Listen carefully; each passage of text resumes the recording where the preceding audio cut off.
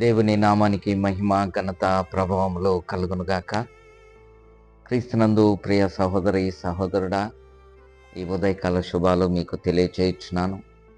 దేవుని మహాకృపను బట్టి మరొక దినాన్ని దేవుడు మన జీవితంలో పొడిగించాడు. అందును బట్టి మహోన్నతుడైన దేవునికి కృతజ్ఞత స్తుతులు చెల్లించే వారమై ఉంటున్నాం. ఈరోజు ఉదయకాల ధ్యానము మనం చేసుకుందామా? దయచేసి బైబిల్ తెరచి ఉంచండి.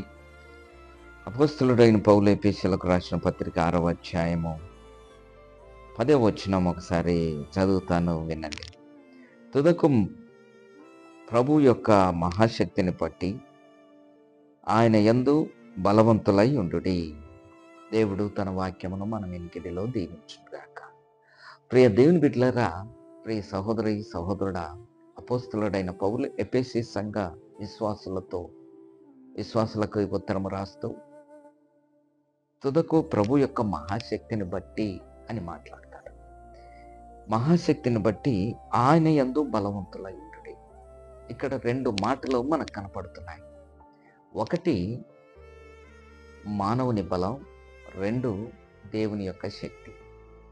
ఈరోజు మానవ నైజం ఏంటంటే, మరి ముఖ్యంగా క్రైస్తవ విశ్వాస జీవితం ఏంటంటే, కొన్నిసార్లు మనకు శ్రమలు కలిగినప్పుడు, కొన్నిసార్లు మన జీవితంలో ఇబ్బందులు కలిగినప్పుడు మనము మన స్వశక్తి చేత, మన సొంత జ్ఞానం చేత ఆ సమస్యలు ఎదుర్కోవాలని, ఆ ఇబ్బందులను ఎదుర్కోవాలని మనం ప్రయత్నం చేస్తూ ఉంటాం.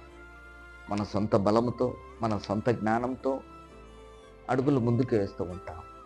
దేవుని బిడ్డ, ఈ లోకపరమైన బలం అది దేవుని దృష్టిలో బలహీనత. ఈ లోకంలో నువ్వు దేన్నైతే బలముగా ఎంచుకొని ఇదేముందిలే నేను చేయగలుగుతాను అని ఒకవేళ ఆలోచనలో ఉన్నాయేమో. కొంతమందికి డబ్బు ఒక బలం అనుకుంటారు, కొంతమందికి ఆస్తి అని ఒక బలం అనుకుంటారు, కొంతమందికి జ్ఞానము ఒక బలం అనుకుంటారు, కొంతమందికి తన చుట్టూన్న జనము, బంధువులు, రక్త సంబంధికులు బలం అనుకుంటారు. ఇవన్నీ అశాశ్వతమైన, ఇవన్నీ బలమునిచ్చేవి కాదు. రే దేవుని బిడ్డ, రే సహోదరి సహోదరుడా, వాటన్నిటి మీద నీవు ఆధారపడకూడదు.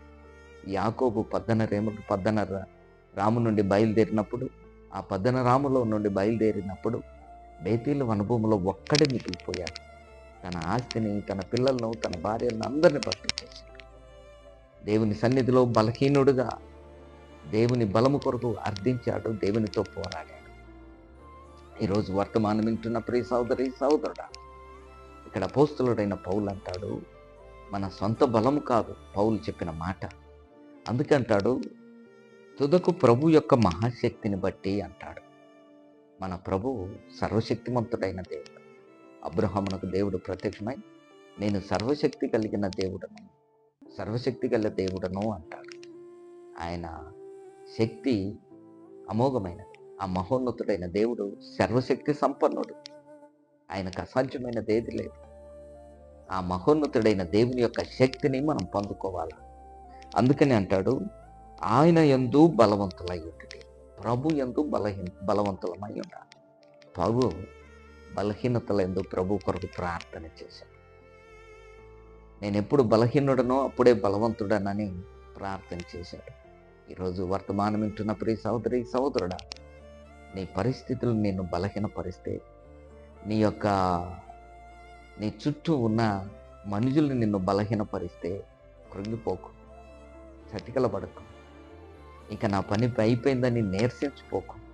దేవుని యందు బలవంతుడు కావాలా, దేవుని యందు బలవంతురాలి కావాలా. బలం పుంజుకో, ధైర్యం తెచ్చుకో, దేవుని మహాశక్తిని బట్టి అని పౌలు అన్నట్లుగా ఆయన శక్తి చేతనే.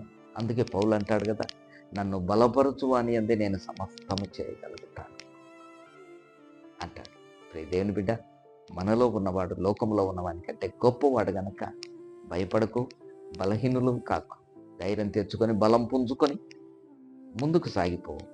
ప్రభు కార్యాన్ని సఫలపరుస్తాడు. అతి కృప దేవుడు నీకు అనుగ్రహించుగాక. తలలు వంచు, ప్రార్థన చేస్తాడు. కృపగల తండ్రి, దయగల దేవ, అవును ప్రభు, నీ బలమును మేము పుంజుకున్నప్పుడు ఆ బలము విజయాన్ని చూపిస్తుంది, ఆ బలము లోకాన్ని జయించుతుంది. ఆ బలము చేతనైనా సాతాను శక్తులను జయించగలుగుతాం. అటు కృపను మాకు అనుగ్రహించమని, నీ బలాన్ని అనుగ్రహించమని యేసు నామమున అడుగుచున్నాం తండ్రి. ఆమేన్. God bless you. ప్రభు నిన్ను దీవించును గాక.